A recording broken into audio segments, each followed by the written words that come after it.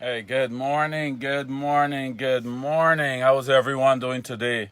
How is everyone doing today, man? This is Gregory Wilds coming live from you from Houston, Texas, with his inspirational morning walk. The inspirational morning walk is not so much a walk today. Came out in my vehicle to go to my park that I usually do my walk at, and it is raining. It's pouring. As soon as I got here, it started pouring. Good morning, Tessa. Good morning. How are you doing today? So I have to sit in my vehicle today and just get this done, man. The rain just started pouring as soon as I got Gloria Brown, my mother-in-law. How are you doing today? How are you doing today? So yes, I come to the little park to do my little walk, get my exercise in, but then the rain started falling. So I have to sit in my vehicle and get this done. But we'll get it done. Cindy Anderson, good morning. Good morning. How are you doing today? How are you doing today, Cindy? How are you doing today, Jillian, big sis? How are you guys doing today? Like you guys going to see, I'm sitting in the vehicle here because as soon as I got to my little park to do my exercise, the rain started pouring. But anyhow, we'll still get through what we need to do. The enemy's not going to stop me from getting my little talk in. I can still get my exercise in. Probably got to go and jump on my stationary bike or something. But I will get my work in today. That's the attitude we have to have. It got to happen. So, guys, today, what I want to talk about today, it's when you think God is against you, He is for you, right? Things aren't always what they seems to be. Things aren't always what they seems to be.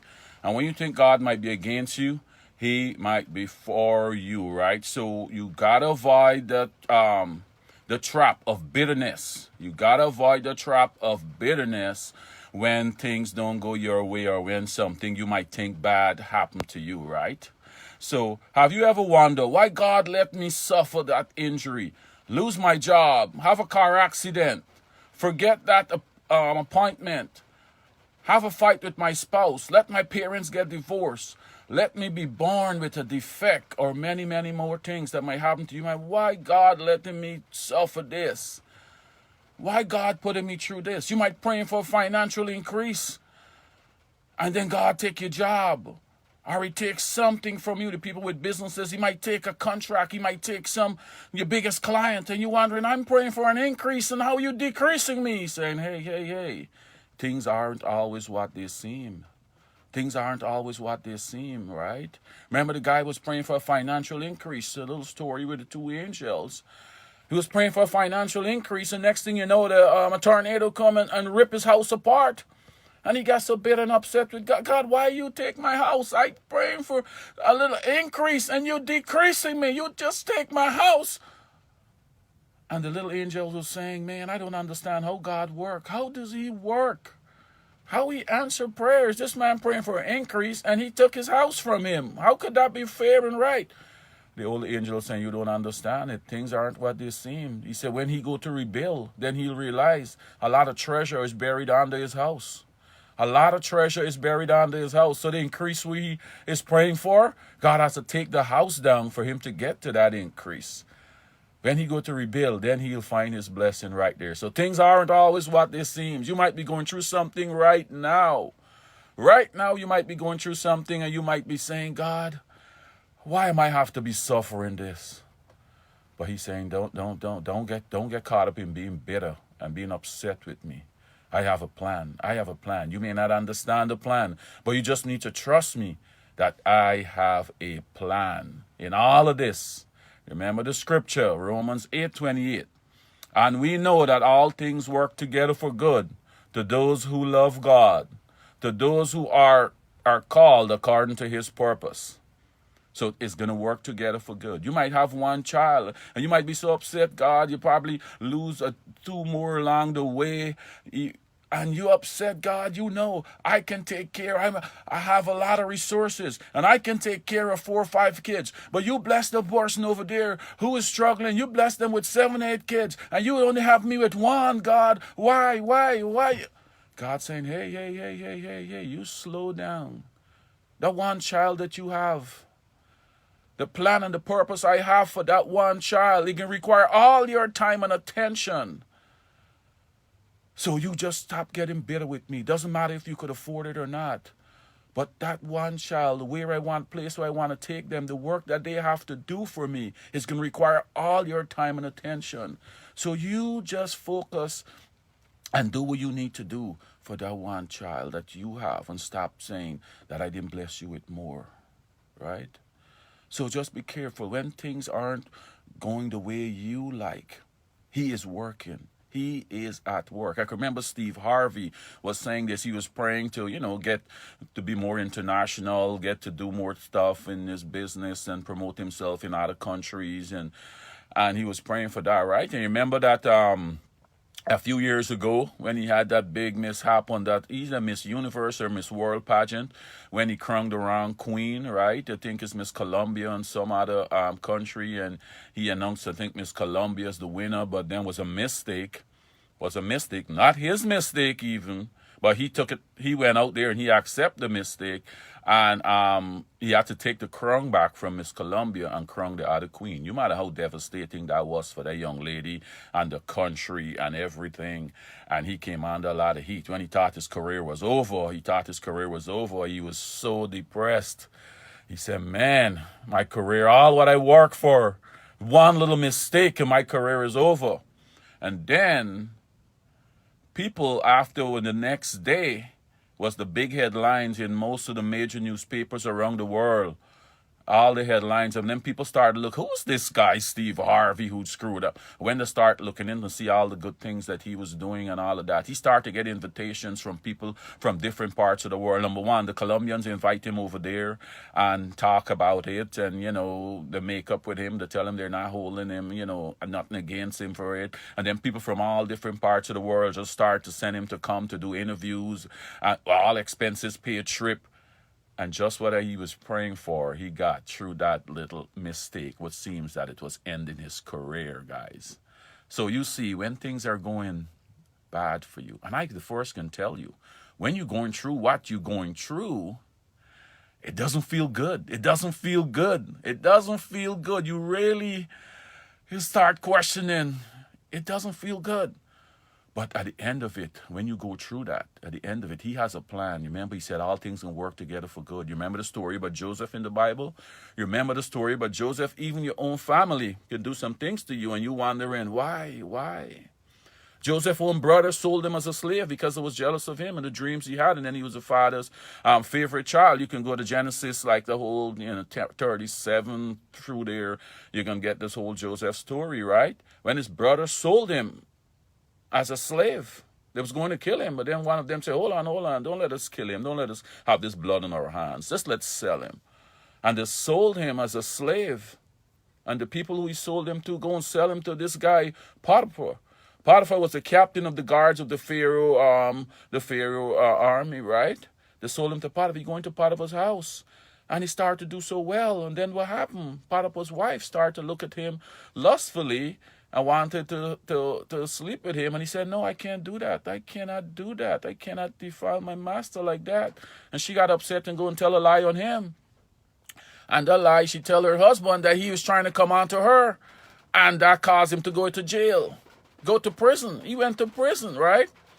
Then in prison now, you guys know the story, interpret the dreams for those two guys, for the baker and the chef, and then when they go back, Pharaoh had his own dreams, and then those guys remember Joseph in prison who could interpret dreams, and Joseph came to Pharaoh, interpret his dreams. Remember he had the dreams with the skinny calves and the skinny cows and the fat cows, and the skinny cows ate the fat cows, and then he had and then Joseph interpreted the dream that it can be 7 years of famine, 7 years of great crop, and then after the 7 years, they have 7 years of famine, right? Anyhow, Joseph interpreted the dream, and where he ended up, right? He ended up being a ruler. He ended up being a ruler for the Egyptians, right? He ended up being a great ruler, like the right-hand man for Pharaoh. Now, Pharaoh put him in charge of everything now, right? So you see, when someone do something for evil, God could use it for good for your life, right? So the little struggles you're going through right now, I know some people going through, they might lose a loved one, they might lose a job right now through this whole pandemic, things going, but he's saying, you know what? If I didn't take that from you, You may not have got to the place where you're going to. You might get a sickness, end up in hospital, and you praying to God to meet your right mate. I want to meet the right person you have for me. Then no, you get sick. You're saying, God, I'm trying to meet the right person. And he might put you in the hospital or the clinic or wherever you have to go to get some treatment. And there you might meet somebody, the person that he has for you, right?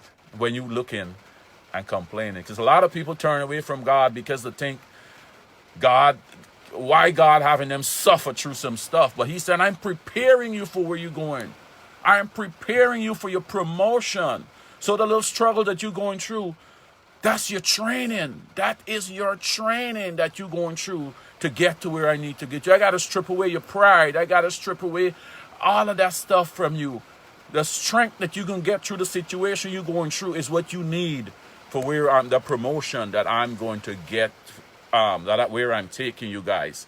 So guys, when you're going through some hardship, avoid the trap of being bitter, right? Avoid the trap of being bitter and just focus and know you can trust God. Trust him that he's working together. He can work anything together for good. So before I go, I want to read this little quick story here. I'm going to finish off with this, right?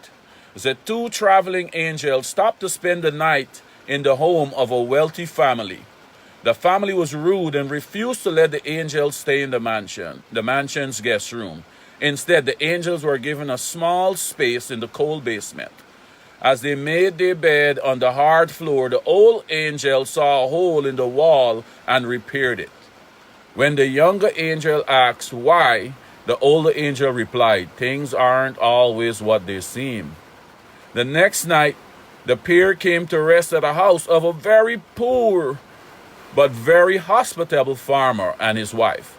After sharing the little food they had with the couple, the couple let the angels sleep in their bed where they could have a good night's rest. When the sun came up the next morning, the angels found the farmer and his wife in tears. Their only cow, whose milk had been their sole income, lay dead in the field. The young angels was infuriated and asked the older angels, how could you have let this happen? The first man had everything, yet you helped him. The second family had little, but was willing to share everything, and you let the cow die. He said, things aren't always what they seem, the older angel replied. When we stayed in the basement of the mansion, I noticed there was gold stored in the hole in the wall. Since the owner was so obsessed with greed and unwilling to share his good fortune, I sealed that wall so he wouldn't find it. The last night, as we slept in the farmer's bed, the angel of death came for his wife. I give him the cow instead. Things always aren't what they seem. So sometimes this is exactly what happens. When things don't turn out the way they should, if you have faith, you need to trust that the outcome has a purpose. You just might not know it until sometime later, guys. So what you're going through right now, you might not know the reason you're going through what you're going through right now. But just trust that it has a purpose and avoid the trap of being bitter, guys. Guys, I'm going to leave that with you for the weekend, guys. Have a great weekend. And just know, Romans 8:38. And we know that all things work together for good to those who love God, to those who are called according to his purpose, right? All things will work together for good, guys. Have a blessed weekend, and we're going to